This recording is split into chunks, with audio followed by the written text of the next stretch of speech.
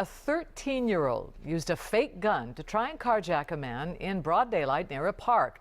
But the victim fired back with a real weapon. WJZ investigator Mike Hellgren is live on the scene at Carroll Park with what we know about charges in this case. Mike?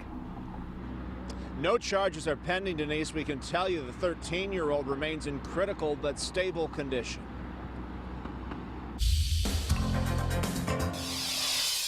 A 13-year-old remains hospitalized after police say he, with a group of young people, tried to carjack a 73-year-old former Baltimore police officer in Carroll Park using this replica gun.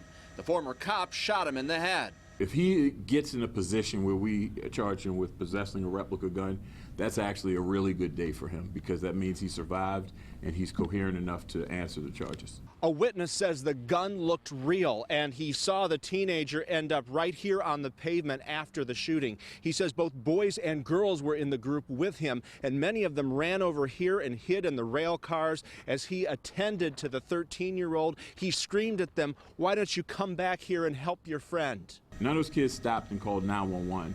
They ran and got out of Dodge. There is something radically wrong with our juvenile justice system. Just 3 weeks ago, former City Councilwoman Ricky Spector was punched in the face during a carjacking in Federal Hill, also involving a 13-year-old. If they had gotten my car, they would have hurt somebody. They would have killed somebody. The number of carjackings in Baltimore City has more than doubled this year, with arrests involving juveniles up 70% and adults up 20%. And fake guns have become such a problem, the City Council banned them. I'm the unit that called in 911. It's a juvenile male. He shot in the leg and the arm. A detective shot a teen with a replica gun in April. Police say tragedies like these should serve as a lesson. It's not fair that a child has something like that in his hand.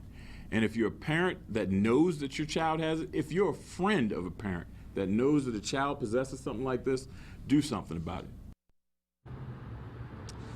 Police say there have been almost 400 carjackings in Baltimore City this year, and when it comes to juvenile crime, they say they see the same groups over and over again, and sometimes adults will get children to commit crimes because they know the sentences won't be as harsh. However, there's no evidence that that happened in this case. Live at Carroll Park, Mike Hellgren, WJZ Eyewitness News. All right, thank you, Mike. Now, police have quadrupled the number of detectives investigating robberies and carjackings citywide.